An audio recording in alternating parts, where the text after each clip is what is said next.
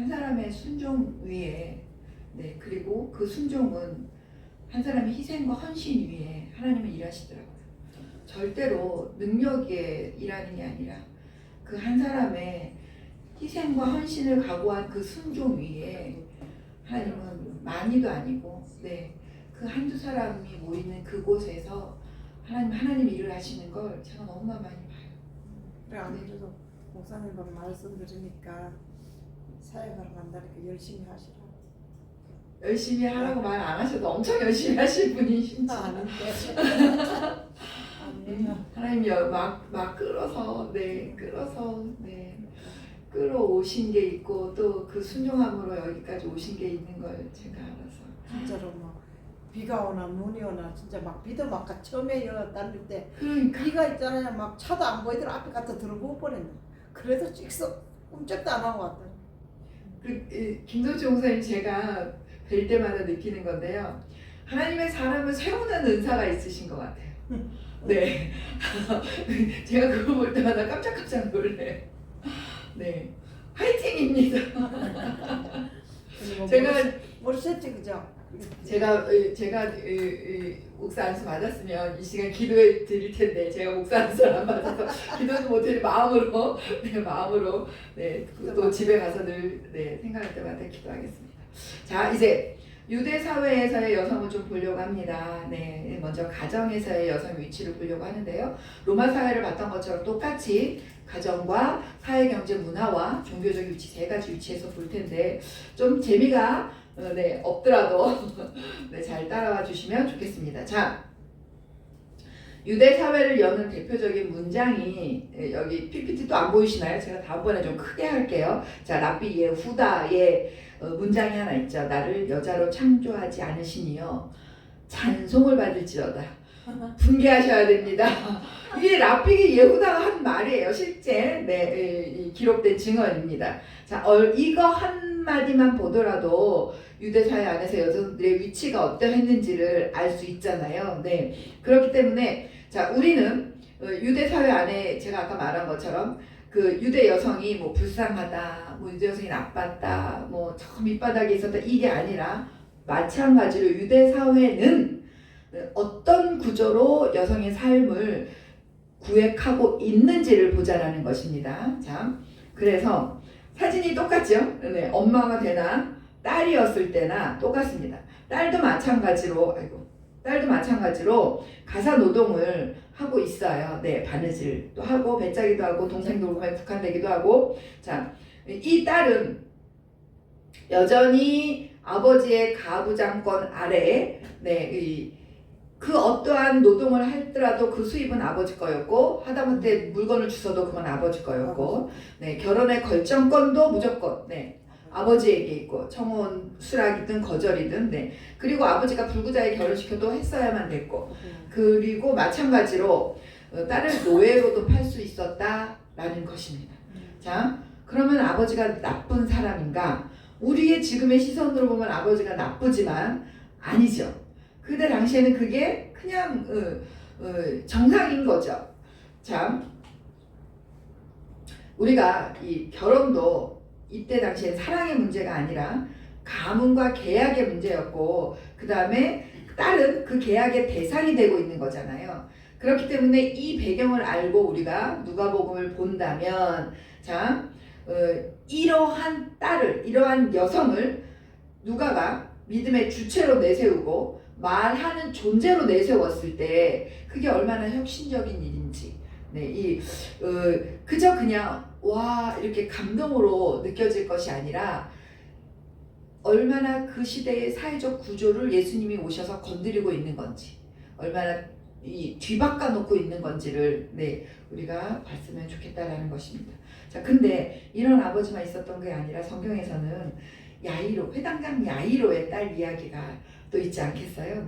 그렇기 때문에 이 회당장 야이로가 딸을 위해서 예수님에게 무릎 꿇고 사정했다라는 것은 대단한 아버지의 딸셋까지는 우리 전도사님 이 구성애를 볼 수 있다라는 것입니다. 이게 좀 예외적인 장면이긴 해요. 왜냐하면 이 아버지는 딸을 소유물로 여기지 않았고 한 생명으로 지금 생명으로 여기고 있다는 것을 드러내고 있는 장면이기 때문에 그냥 그 회당장 야이로가 그러니까 지금 보면 내 딸을 구해달라 당연히 뭐 할 수 있는 일이지만 이때는 완전히 다른 차원에서 이 장면을 우리가 더 훨씬 더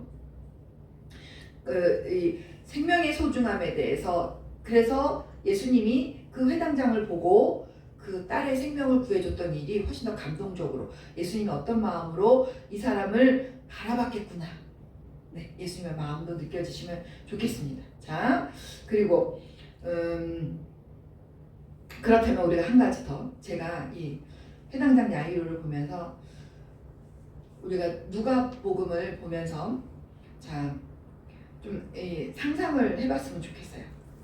누가가 지금 이 야이로의 딸 이야기를 적어놓고 있잖아요. 회당장 이야기를. 자, 그렇다면 야이로가 직업이 회당장이에요. 일반 아버지도 아니고. 그러면 이 회당장은 질서를 잘 지키는 사람이고 모든 사람에게 존경받는 아버지였어요. 근데 그 사람이 지금 그림을 보는 것처럼 예수님 앞에 이때 예수님은 말 그대로 지금의 우리가 바라보는 예수님이 아닐 수 있잖아요.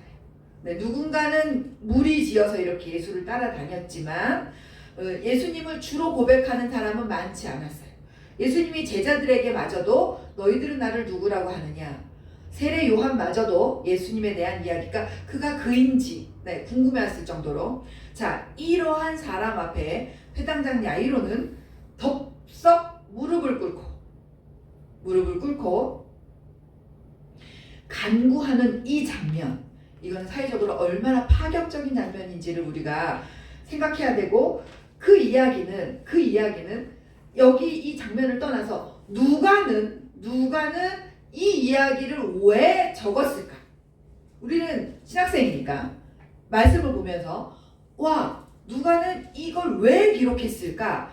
이 사건으로 말미암아 뭘 말하고 싶었을까? 뭘 보여주고 싶었을까를 우리가 연구해야 된다는 것입니다.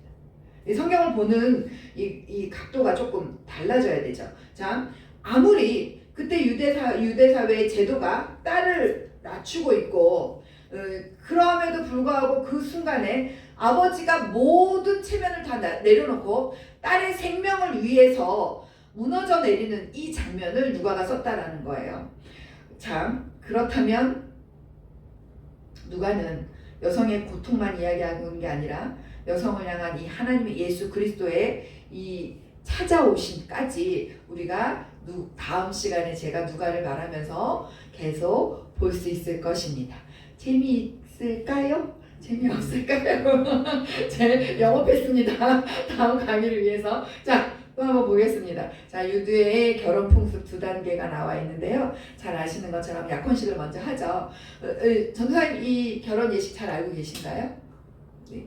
가나의 혼인잔치 영화를 통해서 네. 결혼 풍속에 대해서 네네네. 했거든요.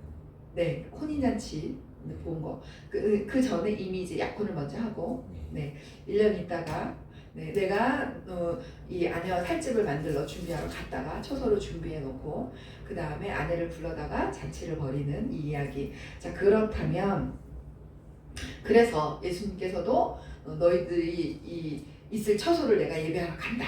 라고 그 시대 문화에 맞게 말씀하셨고 자 그렇다면 우리가 여기서 또 하나 볼 걸 이 풍습에 준하여 마리아와 요셉의 이야기 자 어떻게 생각해야 될지 감이 좀 오시죠? 네 단순하게 이 이야기는 너무나 많이 마리아와 요셉에 대한 이야기는 얼마나 뭐 요셉이 괜찮은 남자고 그때 당연히 이 마리아는 처형당할 수도 있었는데 뭐 이런 이야기들은 잘 아시니까 넘어가도록 하겠습니다. 자 그리고 아네루스의 여성을 보면 아네루스의 여성에 대해서는 제가 얼마 전에도 지금 우리 잠언서 묵상 하셨잖아요. 네, 잠언서 묵상하고 계시죠? 잠언서 맨 마지막에 현숙한 아내 나오죠. 제가 꿈이 옛날에 현모양처였어요. 결혼 전에. 근데 그 현숙한 아내를 보고 포기했습니다. 네, 세상에서 말하는 현모양처는 할 수 있는데 그 현숙한 아내는 못해요. 할 수가 없어요. 그럼에도 불구하고 이 아네르스 여성의 이 유대에 살아가고 있는 그 여성들은 이걸 했더란 말이죠.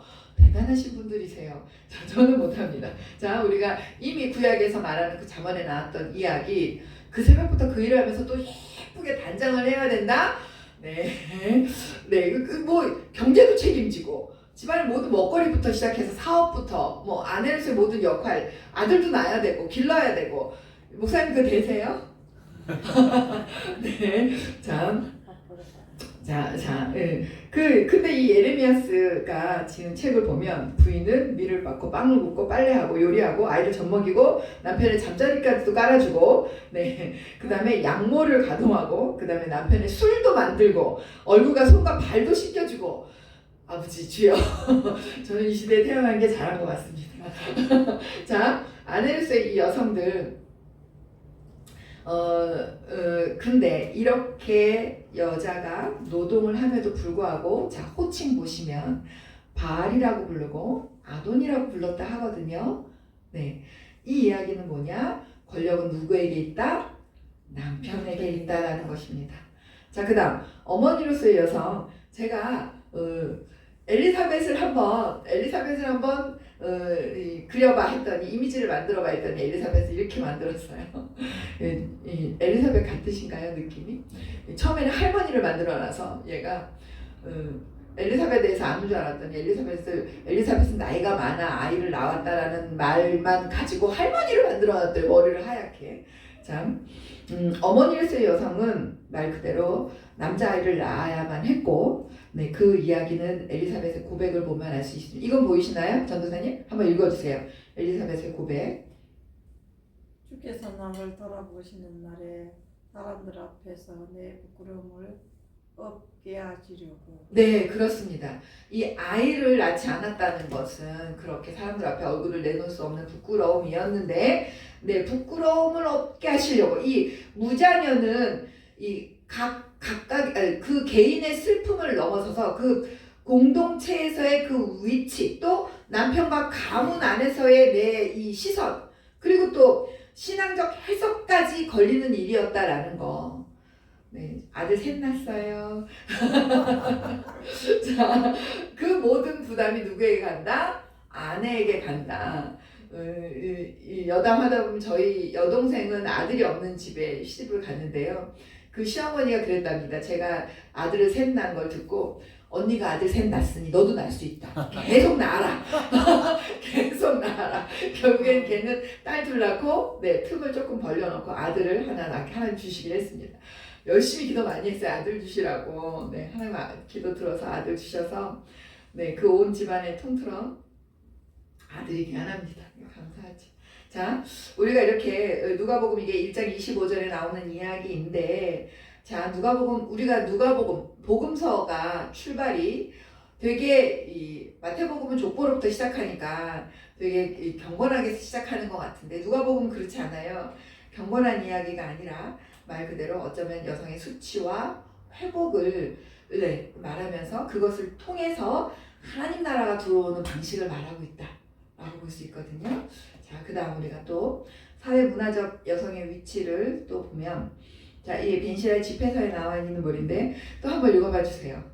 여자들과 함께 앉지 마라. 이는 옷에서 좀이 나오듯이 여자로부터 여자의 심술이 나오기 때문이다. 여자의 친절보다 남자의 심술이 낫나니 여자는 치욕과 비난을 낳을 뿐이다.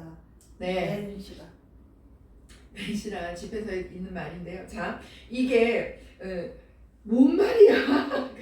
근데 그냥 그 시대의 언어로 우리가 이런 거 좀 읽었으면 좋겠습니다. 자, 그 시대의 여자를 어떻게 여성의 위치를 대변하는 말이라고 보시면 될 것 같고요. 자, 남성의 영역과 여성의 영역이 나타내고 있는데, 시장이나 심의, 재판, 집회 모든, 네, 이 공적인 삶은 남성이 살았다 하면, 자, 알렉산더 필로, 우리가 필로 잘 아시죠? 이 필로가 증언하는 여성의 영역은 집안을 지키고, 네, 처녀는 규방에 있어야 되고, 기혼 여성은 정원의 문까지만 허용되었다라는 것입니다.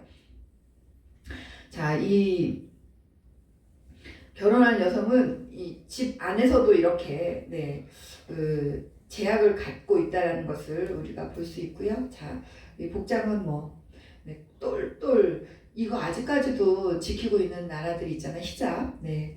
자, 하다못해 남성과의 접촉이 금지됐는데 접촉이 금지뿐만이 아니라 율법학자들은 지나가면서요. 여자들하고 말하는 것조차도 네, 이 예절이 아니라고 이야기를 하고 네, 사적인 대화도 금지되었다라고 얘기를 합니다. 네. 자, 그다음 그럼에도 불구하고 네. 자, 중요한 비문이 하나 있어요. 네, 이게 루피나의 비문인데요. 이 실제 이거는 AI가 재현한 거라고 제가 기록해 놨습니다. 여러 가지 비문인데 이 루피나의 비문은 찾을 수가 없어서 근데 기록은 되어 있거든요. 한번 읽어봐 주세요. 유대인의 여자이며 네. 여자이며 회당장인 루피나는 그녀의 노예들을 위하여 이 무덤을 건립하노라. 어느 누구도 이곳에 장사할 권리가 없노라. 감히 이 규정을 파기하는 자는 국고에 1,500데나리온을 지불해야 하며 동시에 유대인에게 1,000데나리온을 지불해야 할 것이니라. 이 비문의 사본은 공문서 보관소에 보관되어 있노라. 네, 로스 크레머라는 신학자가 연구한 건데요. 자, 이 루피나가 지금 누구인가요? 회당장이라고 적혀 있습니다. 루피나 여자예요. 네, 근데 이 루피나가 지금 유대 디아스포라이면서 이 로마 사회 도시 안에 있는 사람이기 때문에 종교 공동체와 또 경제력이 다 같이 연결되어 있다라는 것을 이 비문을 통해서 보실 수 있는데 자, 초기 기독교 우리가 아까 신약에서 여러 여자들을 좀 이름을 우리가 떠올렸는데 계속해서 여자들이 끊임없이 나오고 있거든요. 자, 그렇다면 초기 기독교가 성장할 때 여성들은 왜 이렇게 자주 거론될까? 왜 등장할까? 교회는 단지 말을 이렇게 말씀드리면 설교를 우리 전도사님과 같은 분으로 인하여서 자, 제가 말하고 싶은 거 뭔가 하냐면요. 로마가 가정에도 그렇고 나라 사회의 구조를 축소해 놨다라고 말한 것처럼 여성이 중심이 되어서 그 관계 네트워크로 인해서 교회가 세워진다라는 말을 드리고 싶어서 그래요. 단지 설교가 좋아서뿐만이 아니고 교회는 공간도 있어야 되고 후원도 있어야 되고 이 네트워크가 형성되어 있는 이 초기 공동체 교회를 보면 그렇다라는 것입니다. 그 지점에 여성들이 딱 중심되어 서 있는 경우가 많았다라는 거예요. 그렇기 때문에 목사님 통합이시잖아요. 합동의 놀이들은 네, 어디신가요, 교단님? 합동이 같은 학교. 제가 조금 희망적인 말씀을 드리면 제 논문 심사자, 네, 마지막 최종 2차 심사자 분 중에 한 분이 지금 신학협회의 대표를 맡고 계신 합동 측에 계시는 김효식 교수님이라는 분이 제 논문의 마지막 2차 심사를 해주셨는데요. 그분이 저한테 오셔서 심사 전에 전도사님 제가 살짝 넘어갈 뻔했어요. 조금 넘어갔어요. 전도사님 논문 보고. 이렇게 얘기하시는 거예요. 그러니까 여성을 바라보는 합동이 되게 보수적이잖아요. 그리고 아직 목사 안수를 주지 않고 그러면서 논문 꼭 한 권 나중에 이제 나오면 출판되면 이제 나오면 꼭 한 권 보내주시라고 지금 제자가 하나 쓰고 있는데 도움이 많이 될 것 같다라고 하시면서 제가 좀 많이 넘어갔습니다. 설득이 됐습니다. 이렇게 말씀하시면서 그러니 영어 다음 강의도 열심히 들어주시기 바랍니다. 자, 또 보겠습니다. 이 루피나의 비문을 보면 지금 보는 것처럼 루피나의 사회적 지위도 보여지고 경제적 능력도 우리가 데나리온 얘기한 것도 가장의 역할도 이 비문 하나로 보여지는데요. 자, 우리가 여성의 이 사역을 힘있게 주장하며 우리 전도사님 새롭게 시작하는 축복합니다. 자, 이 시대에 또 율법과 네, 율법의 교육과 여성에 대해서 조금 보시면 네, 랍비 엘르아잘이 했던 말이죠. 토라를 여인들에게 주느니 차라리 불 속에 집어넣는 것이 낫다. 아니 지켜야 되는 토라를 율법을 지켜야 되는데 여성 못 가르치게 했죠. 그리고 또 지금 밑에 있는 것은 그 표시가 탈무드 표시예요. 네, 탈무드에 적혀 있는 말입니다. 딸에게 토라를 가르치는 사람은 딸에게 방종을 가르치는 것이다 라고 말했던 이분들입니다. 자, 그리고 그렇다면 율법이 그렇다면 성전은 어땠나? 네, 제가 아까 말한 것처럼 이스라엘의 모든 이스라엘을 위한 공간임에도 불구하고 여성은 구조적으로 네, 적은 혜택만 누렸다라고 써 있잖아요. 자, 톰 라이트가 말한 요즘 유명한 신학자잖아요. 톰 라이트가 말한 거 우리 집사님 한번 읽어주세요. 성전은 모든 이스라엘 백성을 위한 곳이었지만 여성은 구조적으로 가장 적은 혜택만 누리는 신분이었다. 톰 라이트에 따르면 성전은 유대인의 삶의 핵심으로서 하나님이 거하시며 백성을 통치하시는 장소였다. 제사, 예배, 절기, 행사가 이루어졌고 언약 백성의 신분과 성결이 유지되는 하나님의 용서와 은총의 공간이었다. 네, 그렇습니다. 자, 단지 건물이 아니라 하나님의 통치, 하나님의 용서, 하나님의 그 성결의 상징이 되는 이 성전의 중심에 여자는 갈 수 없었다라는 거. 얼마나 네, 여성의 종교적 위치, 정교 안에서도 여성의 위치가 이랬는지 그 중심에서 멀어진 형태의 구조가 되어 있었다라는 거, 종교 안에서도요. 그러면 누가복음에서는 여성을 어떻게 보고 있는지, 네, 성전 주변, 회당 주변, 길 위에 어떻게 여성을 배치하고 있는지, 네, 우리가 누가를 보면서 공부하도록 하겠습니다. 자, 성전에 이 직제를 표시한 거예요. 대제사장이 있고, 성전에 경비대장이 있고, 또 주관이치 통성자가 있고, 감독하고 또 재정 책임자가 있는데 여기에 여성은 포함되어 있지 않다라는 것입니다. 자, 하지만 그렇다면 아예 여성은 예배도 드릴 수 없었나? 아니요. 분리되고 제한되었지만 예배는 할 수 있었습니다. 말 그대로 출입, 네. 별도의 출입이 있었어요. 지금 저희 격자무늬 창이 저렇게 있는데 예배 정족수가 10명인데 거기에 여성은 포함시키지 않습니다. 그래서 좁은 뒤에서 여성들은 예배를 할 수 있었고요. 그리고 이 정족수의 여성을 포함하지 않는다라는 것은 무엇이냐? 이 공적 성립 요건 자체에서 여성을 아예 배제하고 있다라는 것이죠. 네. 자, 그다음, 자, 회당의 예외 타티온 비문이 있는데요. 제가 아까 말한 것처럼, 자, 엠페돈의 아들, 스트라톤의 딸, 타티온은 이렇게 되어 있잖아요. 자, 엠페온의 아들은 전혀 상관이 없는 거예요. 다만 누구의 가문, 이 타티온이라는 여자가 누구의 가문인지를 알려주려고 엠페온의 아들이고 또 스트라톤의 딸이라고 명시되어 있는 것입니다. 자, 이렇게 이 타티온이 회당의 건물을 기증하고 나서 비문이 세워진 이 비석이에요. 근데 그러면 명예석에 앉는 특권을 또 받는다고 그래요. 근데 이게 유대교의 관행에 따지면 아주 드문 예외입니다. 그러니까 조금 예외라는 거 뭐냐, 다양성을 우리가 좀 보여주기 위해서 하지만 동시에 일반 규범이 어찌했는지 그 일반 규범의 강함도 우리가 또 볼 수 있다라는 거죠. 자, 이 웨덜만의 이야기를 또 집사님 한번 읽어주세요. 신약 성서 세계의 여성들은 시해와 폭력을 번갈아 가며 사용하는 로마 제국 아래에서 부유한 자는 특권을 누리고 노예는 착취를 당하는 세계 속에서 하루하루를 살았던 것이다. 네, 자, 이 문장이 바로 제 오늘 강의의 좀 정서적 결론이 될 수 있다라고 보시면 되겠습니다. 여성들은 때로는 보호받기도 하고 또 때로는 착취당하기도 했잖아요. 또 부유한 여성은 또 특권을 누리기도 했고 노예 여성은 완전히 폭력에 노출되기도 했는데 그 모든 것들을 여성이라는 그 단어 하나로 다 좀 이렇게 뭉개버리지 않았으면 좋겠다라는 거. 계급, 거기에는 여성만이 있는 것이 아니라 그 계급과 그 공간과 또 종교라는 이 거기에 따른 권력이 함께 작용하고 있다라는 거.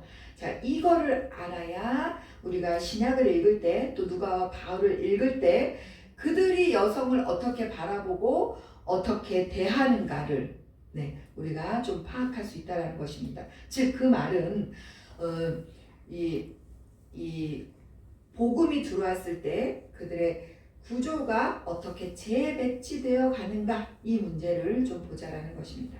자, 그래서 간단하게 유대와 로마 여성의 이 위치 비교하는 걸 좀 보시면요. 이렇게 볼 수 있겠고요. 자, 가정에서도 사회, 경제, 문화에서도 종교에서도 간단하게 요약한 거니까요. 자, 그래서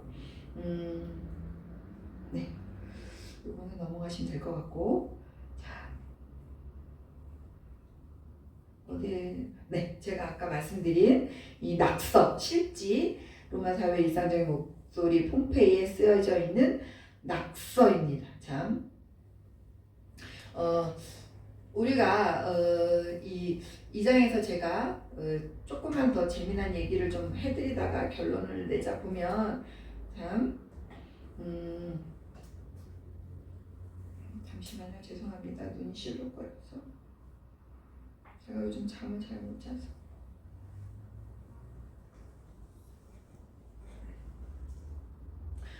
제 여동생이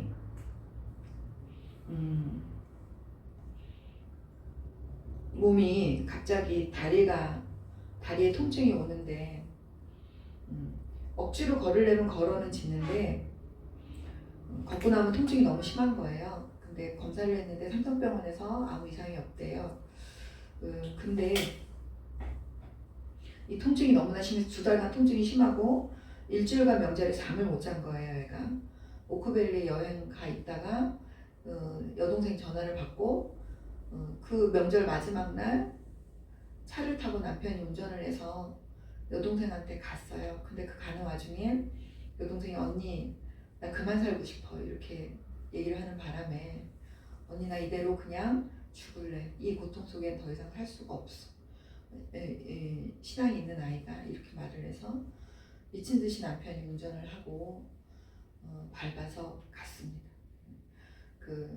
가면서 제가 축사를 하고 부르짖고 주여를 외치게 만들고 주여 주여 이러고 있는 거예요. 네, 목소리가 다 목소리 쫙 깔려가지고 언니 그냥 그냥 나는 그만 살래. 딱 이 말 한마디에 느낌이 있잖아요. 하나님 주시는 여기가 막 심장이 요동치기 시작하는데요. 그때부터 차 안에서 어마무지하게 부르짖었습니다. 아마 저희 남편 깜짝 놀랐을 거예요. 그렇게 부르짖어 기도하는 걸 처음 봐서. 엄마를 또 모시고 가서 엄마는 뒤에서 기도하시고 저 기도하고 눈을 감고 막 기도했기 때문에 차가 막 미친 듯이 가는 거는 알았는데 IC를 나와서 분당 시내를 들어가면 신호가 있잖아요. 모든 신호를 속도를 다 무시하고 신호는 지켰는데 속도를 무시해서 30km도 있는데 제가 그 IC 들어올 때쯤 돼서는 하나님이 지혜를 주셔서 제가 방언으로 기도하면서 너 방언으로 기도해 이러니까 방언으로 막 기도하니까 살아났더라고요. 방언으로 기도하니까 목소리가 달라졌어요. 그리고 같이 부르짖어 기도하길래 그때 제가 눈을 뜨고 봤더니 속도 위반이 앞에 30인데 막 가고 있더라고요. 그래서 어쨌든 도착해서 1시간 반 만에 도착해서 들어가서 딱 봤는데 피골이 상접해 있어서 딱 그때 제가 딱 들어오는 게 엄마 40일 금식했을 때 그 모습이 그대로 있더라고요. 막내 여동생이 엄마를 많이 닮았거든요. 하는 말이 언니 내가 접근으로 죽을라 했어 이러면서 언니 우리 이제 막 가서 기도 바로 하고 언니 내가 사단이에게 졌다라고 말했어 이러면서 막 이제 눈물을 쏟아내는 거예요. 사단이에게 졌다라고 너는 말할 수 있어도 네 안에 계신 성령 하나님은 너를 놓지 않으셔. 하나님은 절대 너를 뺏기지 않으셔. 그건 성경에도 나와 있어. 그러고 나서 함께 예배하고 그랬더니 일어나더라고요. 일어나서 앉혀놓고 예배를 하고 나니까 내가 조금 또 살았어요. 언니 근데 나 너무 괴로워. 그래서 어쨌든 살려놓고 제부랑 아들이 왔길래 두고 다시 가서 이쪽에 또 오크밸리에 가족이 있으니까 가족들하고 이야기를 하고 그 다음날 내려오는 날 남편은 대구로 먼저 보내고 엄마하고 남동생 차로 다시 갔습니다. 다시 가서 예배를 다시 하는데 언니 어제 언니 안 왔으면 나 정말 큰일 날 뻔했어. 순간이더라. 순간. 그러니까는 자살하는 사람들의 마음을 얘가 알아버린 거예요. 언니 정말 순간이고 그 사단이한테 그 지는 그 순간이 정말 왜냐면은 얘가 중학교 때 방언을 받았고 가정 예배 드리다가 늘 엄마의 그 믿음의 딸 자랑스러운 늘 순전한 믿음을 갖고 그 순종적인 딸로 엄마에게 면류관이었던 딸이거든요. 목회하시면서 늘 딸을 자랑했고 저는 늘 못하는 딸 엄마 말 안 듣는 딸 신학하라는데 신학도 안 하고 목회하라는데 목회도 안 하고 안수도 안 받는 딸 근데 제가 그 딸을 그 아이를 보면서 먼저 된 자와 나중 된 자를 봤어요.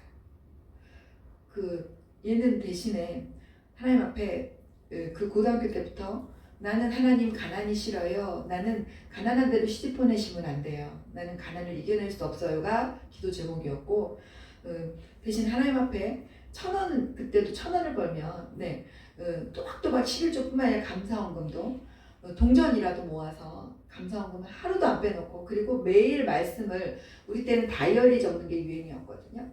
다이어리에 꼬박꼬박 매일 말씀을 적고 정말 하나님 원하시는 그 아름다운 모습으로 정말 순전하게 신앙생활을 잘해서 고등학교를 졸업하고 첫 대학교 입학할 때 그때 첫 미팅에 만난 남자와 그 첫사랑을 하고 10년 연애해서 결혼한 그 케이스예요. 그렇기 때문에 믿지 않는 가정으로 같이 남편이 믿음이 없었지만 대를 이어서 양대가 할머니 할아버지가 신앙이 깊고 예수를 잘 믿으셨고 그렇기 때문에 엄마가 허락을 했고 그래서 가서도 그 시댁이 이제 우리가 조금 시부모님들이요 우리 이제 살만하니까 이제 교회 가자 해서 갔는데 그날 싸그리 도둑 맞아서 내 평생 앞으로 교회는 없다 이런 집안으로 시집 갔지만 한 번도 핍박받지 않고 단 한 번 3, 4년 됐을까 친정엄마 교회로 돈이 다 가면은 안 되나라는 걸 대놓고는 안 하시고 통장 검사 한번 하셨대. 통장 돈 어떻게 쓰는지 워낙에 지금 와서 본인 제가 그래서 이 다리 때문에 아산병원 언니 나중에 같이 가죠. 휠체어 타고 있으니까 집에서도 휠체어 타고 있거든요. 아산병원을 갔더니 얘가 지금 어느 정도로 잘 사냐면 바로 그 의사 있는 데로 안 가고 진료실 쪽으로 안 가고요.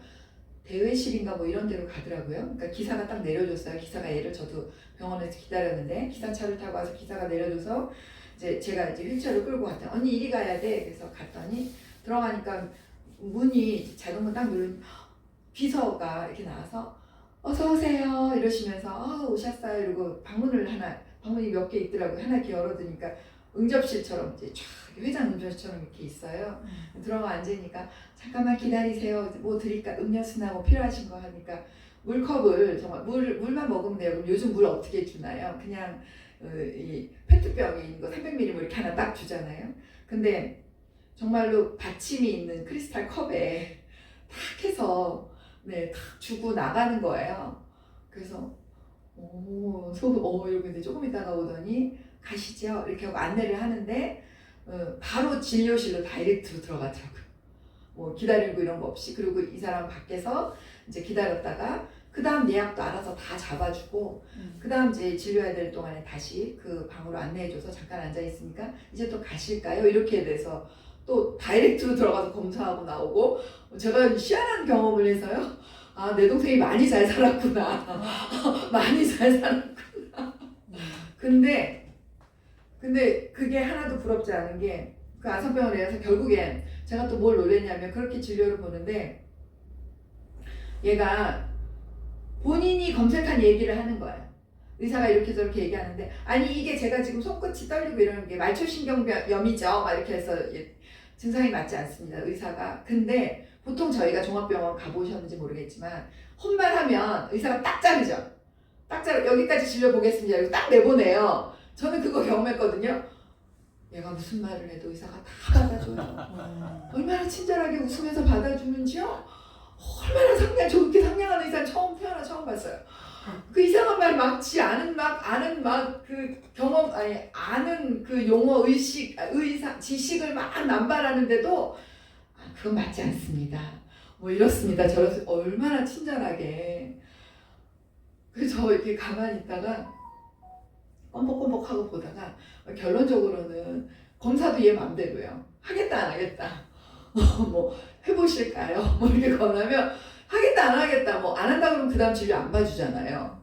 그거를 얘가 정할 수 있더라고요. 놀랬어요. 근데 얘가 로비에 나와서 검사 다 끝나고 얘기하고 나와서 로비에서 언니 제가 그래서 아픈 다음부터 그 명절 지나고 작정 기도를 했거든요.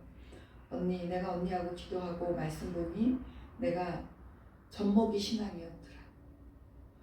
코로나 이후로 교회를 제대로 안 간 거예요. 분당 우리 교회 다니는데 거기 등록도 안 받아주니까 얘가 결혼해서부터 거기를 다녔는데 언니 내가 너무 젖먹이 신앙이었고 엄마가 조금만 더 내가 신앙이 자란 다음에 저렇게 되셨으면 얼마나 좋았을까. 내가 지금 이렇다 그러면 우리 엄마가 옛날 같았으면 40일 금식이라도 하고 나를 붙잡고 기도해줘서 내가 금방 나았을 텐데 이 말을 하더라고요. 그러니까 제가 그동안에 기도문 써주고 이런 거를 나는 얘 수준이 이만큼 있는 줄 알고 막 보내줬는데 초신자야. 깜짝 놀랐어. 그래서 제가 다시 안아주고 기도하면서 하나님, 얘가 저한테 고백했거든. 언니 재물 다 필요 없더라. 내가 이렇게 아파고 걷지 못하니 다 소용없더라. 그 말 함과 동시에 하나님 내게 보여주시는 바가 이거군요. 성경에 나온 말씀이 또 증거되는 거예요. 먼저 된 자가 나중되고 나중된 자가 먼저 되고 그 하나님이 뭐냐면 그 모든 고난과 모든 힘듦은 무엇을 위함이다? 내게 복을 주기 위함이다. 어떤 복? 내가 그리스도의 장성한 분량까지 그 믿음이 자라남에 그 성장함에 하나님은 너를 사랑하시기 때문에 내 자녀이기 때문에 그 자리에 머물러 있는 것을 원치 않으신다. 날마다 이제 초등학교 나왔으면 중학교 가고 중학교 나왔으면 고등학교 가고 고등학교 나왔으면 대학교 가고 박사 받아야지. 네, 제가 그걸 본 거예요. 얘가 늘 모든 걸 다 가진 것처럼 했는데 정작 중요한 말씀과 믿음이 없더라고요.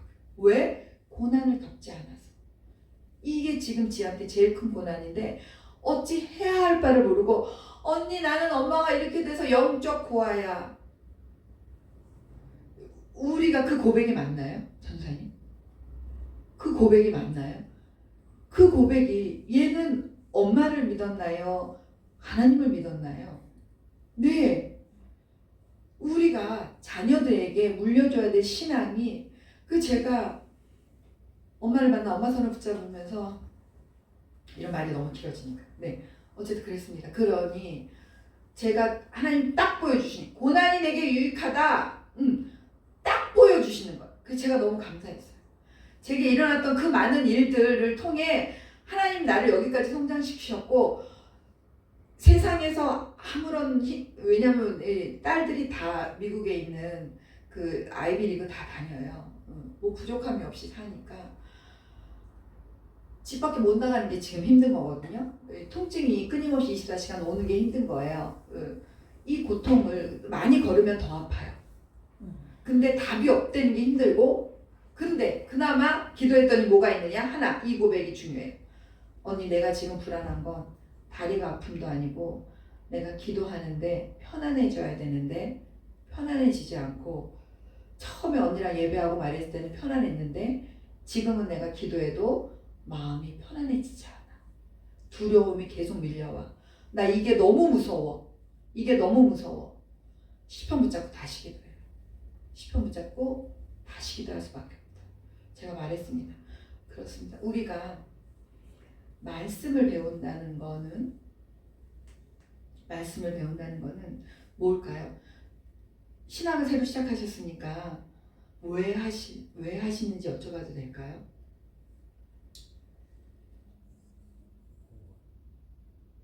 일단 뭐 뭐 제 목적은 일단 교회를 좀 섬기는 쪽에 있어서 일단 그렇게 해서 좀 신학을 시작을 했고요. 사실 뭐 신학을 통해서 그동안 뭐 이렇게 평신도 생활하면서 이렇게 알고 있던 성경을 조금 더 이제 깊이 있게 볼 수 있는 그런 좀 이제 과정이 될 수 있기 때문에 뭐 그렇게 좀 이해를 좀 하고 있습니다. 네. 저는 신학이란 학문이잖아요. 말씀을 배우는 건 신학을 하지 않아도 말씀을 배울 수 있어요. 근데 저는 이렇게 생각합니다. 신학이란 믿지 않는 자들에게 이 복음을 그들의 말로 잘 전달할 수 있도록 배우는 과정이라고. 목표가 최종이 달라야 되겠죠. 내 만족이 아니라 이렇게 제 동생과 같은 많은 사람들이 십자가 붙들고 기도하라 그러면 십자가만 붙드는 이런 사람들에게 가까이는 내가 무엇을 어떻게 전해야 될지를 이 공부하는 것이 이 신학의 목표가 되어야 된다라는 제 생각입니다. 자, 오늘 저희가 유대와 로마 사회에 대해서 여성의 위치를 보았는데요. 자, 복음은 이 구조들을 로마 사회에 있던 구조, 유대 사회에 있던 이 구조들을 한꺼번에 지워버리는 방식으로 오지 않았다라는 거. 대신에 공동체 안에서 서로의 관계와 역할을 재배치하는 방식으로 갔다라는 거. 그래서 다음에 누가를 볼 때는요, 누가가 여성을 어디에 어떻게 배치하고 있는지, 그것을 우리가 이 사회 구조 안에서 이렇게 편협한, 불평등한 이렇게 남성 위주의 이러한 사회 안에서 복음이 들어와서 이 패러다임이 어떻게 변해가는지를 누가를 통해서 또 여성을 통해서 공부하도록 하겠습니다. 오늘은 여기까지 하겠습니다. 감사합니다. 고생하셨습니다.